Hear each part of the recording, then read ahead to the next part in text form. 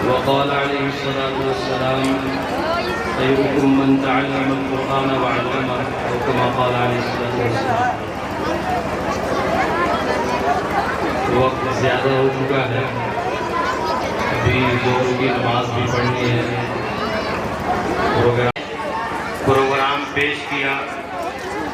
سارے ہی حضرات مبارکباد کے مستحق ہیں، خاص طور پر جن حضرات نے ان کو تیار کیا ہے، ماسٹر ابو عبیدہ صاحب اور آپ کے انجینئر احمد اکبر صاحب، اور اسی طرح سارے حضرات جن لوگوں نے ان بچوں کو تیار کرایا، وہ سب حضرات مبارکباد کے مستحق ہیں. اللہ تعالیٰ ان سب کو قبول فرمائے اور ان تمام بچوں کو خوب خوب ترقی عطا فرمائے، اور اس مدرسے کو بھی دن دوگنی رات چوگنی ترقی عطا فرمائے. آپ سب کو معلوم ہے کہ یہ ادارہ انتہائی قدیم اور پرانا ادارہ ہے، اور اس علاقے کا، اس ضلع کا اور بلکہ آس پاس کے علاقوں کا یہ ایک بڑا ادارہ ہے. اور میں بھی تحدیث نعمت کے طور پر یہ بات کہتا ہوں اور برابر کہتا ہوں، ہر جگہ کہتا ہوں کہ ہم سب نے بھی اسی مدرسے سے تعلیم حاصل کی ہے. میں آپ کے سامنے بیٹھا ہوں، ہمارے تمام بھائیوں نے، سبھی لوگوں نے اسی ادارے سے فائدہ اٹھایا ہے. اللہ کا فضل و کرم ہے، آج بھی اس ادارے سے تعلق ہے اور لگاؤ ہے. اس ادارے کا نام دنیا جہان میں روشن ہوا ہے. اس ادارے نے ایک اہم کردار ادا کیا ہے. ہم دعا کرتے ہیں اللہ تعالیٰ اس ادارے کو دوبارہ ترقی عطا فرمائے اور آگے اس کو پہنچائے. جو حضرات اس کے لیے کوششیں کر رہے ہیں اور مدرسے کا تعاون کر رہے ہیں، اللہ تعالیٰ انہیں بہتر سے بہتر بدل عطا فرمائے. خاص طور پر ہمارے نوجوان ساتھی انجینئر احمد اکبر صاحب، جو اس کے لیے بہت ہی کوشاں ہیں اور محنت کر رہے ہیں، اور الحمدللہ اس مدرسے کو آگے لے جانا چاہ رہے ہیں. اللہ تعالیٰ ان کی محنتوں کو اور کوششوں کو قبول فرمائے اور اس مدرسے کو خوب خوب ترقی عطا فرمائے. اس میں اہم چیز جو ہے وہ یہ ہے، آپ حضرات کی توجہ اور آپ حضرات کا دھیان. اساتذہ اور اسی طرح منتظمین اپنے طور پر محنت کرتے ہیں، لیکن اگر آپ حضرات کا تعاون نہ ہو، ذمہ داروں کا اور گارجین کا اور بچوں کے جو گھر والے ہیں ان کا تعاون نہ ہو، تو پھر یہ محنت جیسی کارگر ہونی چاہیے نہیں ہو سکتی. استاذ مدرسے میں، اسکول میں، کلاس میں محنت کرتا ہے، ایک بچے پر کتنی محنت کرتا ہے وہ استاذ ہی جانتا ہے کہ ایک بچے پر استاذ کس طرح سے محنت کرتا ہے اور کتنی توجہ دیتا ہے اور دھیان دیتا ہے.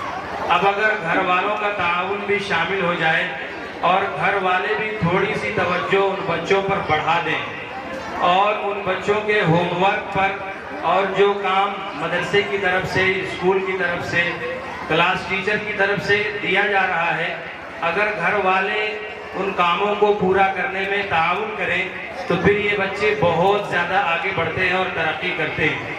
بچوں کا ذہن بہت اچھا ہوتا ہے، بچے سچے ہوتے ہیں، بہت اچھے ہوتے ہیں.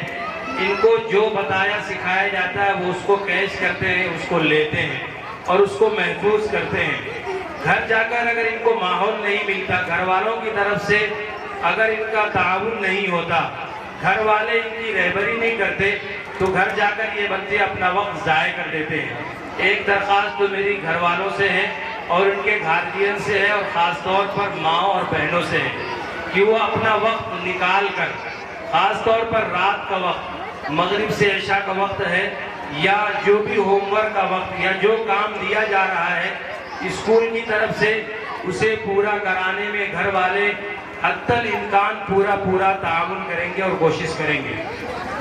یہ بہت اہم چیز ہے. عام طور پر یہ دیکھا جاتا ہے کہ مدرسے کی طرف سے اور کلاس کی طرف سے کام دیا جا رہا، لیکن گھر والوں کی طرف سے اگر تعاون نہیں ہوتا تو بچے کام پورا نہیں کر پاتے اور پھر وقت گزاری کر کے چلے جاتے ہیں. اس لیے ایسے لوگوں کے ہاتھوں میں بھیجا ہے کہ جنہوں نے ان کو ایسا پروان چڑھایا اور انہوں نے ایسا ذہن بنایا کہ ان کے ذہن میں یہ بات بیٹھ گئی کہ مذہب کوئی چیز نہیں ہے. مذہب کوئی چیز نہیں ہے، مذہب تو ایک ثانوی درجے کی چیز ہے. اصل تمہیں اس دنیا میں آگے بڑھنا ہے، اس دنیا میں تمہیں ترقی کرنا ہے، تمہیں مذہب کی آڑ کو بیچ سے ہٹانا ہوگا. یہ ایک لالی پاپ ہے جو دیا جا رہا ہے، جو مسلمانوں کے ذہنوں میں بٹھایا جا رہا ہے کہ تمہیں آگے بڑھنا ہے، تمہیں ترقی کرنا ہے تو تمہیں مذہب کی آڑ کو اپنے بیچ سے ہٹانا ہوگا. تمہیں ہمارے کندھوں سے کندھا ملا کر کھڑا ہونا ہوگا. یہ لالی پاپ دیا جا رہا ہے. مسلمان بھی اس دھوکے میں آ رہا ہے کہ ہاں ٹھیک ہے کوئی بات نہیں، لہذا وہ اپنے مذہب سے، اپنے دین سے، اپنے اسلام سے اور اپنی اسلامی شناخت سے سمجھوتا کر رہا ہے مسلمان. حالانکہ ہماری سب سے پہلی اور بنیادی چیز وہ اسلام ہے، وہ دین ہے کہ اسے ہم نہیں چھوڑ سکتے.